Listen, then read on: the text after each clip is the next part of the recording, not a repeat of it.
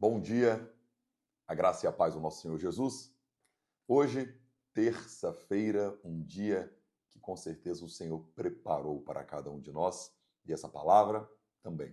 O Senhor preparou para o seu coração, para a sua vida, para te dar destino, para te dar orientação. Eu sempre digo em nossas reflexões diárias que é como o maná. Ele vem para te sustentar, para te nutrir para um dia de um filho e de uma filha mais do que vencedor. Sabe? A Bíblia tem uma história muito rica em Mateus, capítulo 14, entre as indescritíveis riquezas, né, de toda a Escritura Sagrada. Mas Mateus, capítulo 14, vai falar da primeira multiplicação de pães que Jesus faz. E é interessante porque Jesus multiplica uma multidão, então, perplexa, admirada, está ali eufórica com aquela refeição extraordinária, milagrosa que foi servida, e ele, ao invés de ficar ali desfrutando da honra de um milagre tão sobrenatural, segundo a Bíblia, ele sobe ao monte para orar. Ao invés de ficar com a honra ou até com um ambiente que pudesse o envaidecer, ele preferiu a companhia do Pai. Esse é o segredo para que milagres continuem se manifestando em nossas vidas. Quando eles acontecem, nós não apontamos para os nossos talentos nem para a nossa capacidade. Nós continuamos preferindo a presença de Deus. Sabe, Jesus também, aqui nesse capítulo, insiste para que os apóstolos atravessem o mar, vão para um outro lado, uma outra região, ali aonde ele tinha como propósito chegar. E nesse trajeto, uma tempestade acontece. É interessante porque muitos imaginam que direções de Deus isentam os que são direcionados de passarem por desafios, tempestades, dificuldades, quando na verdade uma direção de Deus, em boa parte das histórias, ou em boa parte das vezes, enfrenta resistência. Então, muitas vezes, o que você passa como problema, resistência, não é a ausência de Deus. A maioria delas é a própria resistência que quer te impedir de cumprir uma direção que Deus te deu. Não espere cenários melhores porque Deus te direcionou, nem cenários fáceis porque você está com Deus. Muito pelo contrário, são as grandes tempestades que formam os bons marinheiros. Em outras palavras, são os desafios de fé que estão te preparando e te forjando para ser o filho, a filha, com o propósito que ele te gerou para ter.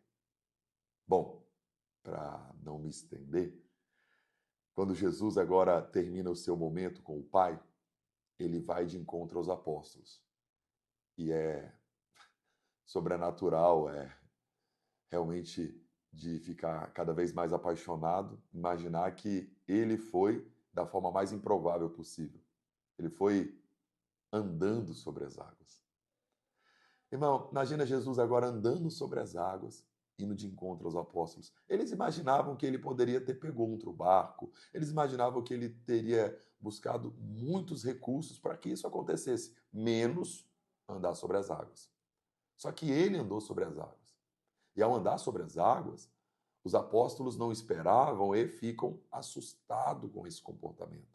Bom, o que a Bíblia diz é que diante disso, Pedro pergunta se é mesmo Jesus. Jesus afirma, sou eu. Pedro então lança uma palavra que eu sei que muitos até tomam por crítica, mas eu tomo por uma fé ousada. Pedro, diante de um cenário com medo, deduzindo que Jesus até era um fantasma, ele disse, se é o Senhor mesmo, então me manda ir até o Senhor. Deixa eu te dar uma palavra. O medo não deve te paralisar. Ele deve te impulsionar para uma nova realidade. Como? Bom, é só fazer como Pedro. Na hora do medo, ouça Jesus. Você pegou essa palavra? Na hora do medo, não ouça suas emoções. As emoções de Pedro estavam dizendo, é um fantasma, não vai. É um fantasma, vocês vão morrer aqui, vai naufragar. Mas o que que Pedro fez? Ouviu Jesus. Na hora do medo, pare de ouvir as suas emoções. Neutraliza a voz da sua alma e vai para Jesus. O que me impressiona é que o medo quis paralisá-lo. A voz de Jesus o fez andar sobre as águas. Deus está me usando para te dizer, se prepare, porque enquanto o inimigo preparou cenários e circunstâncias para te parar, Deus vai te colocar para andar no sobrenatural. Deus vai te dar testemunhos inéditos.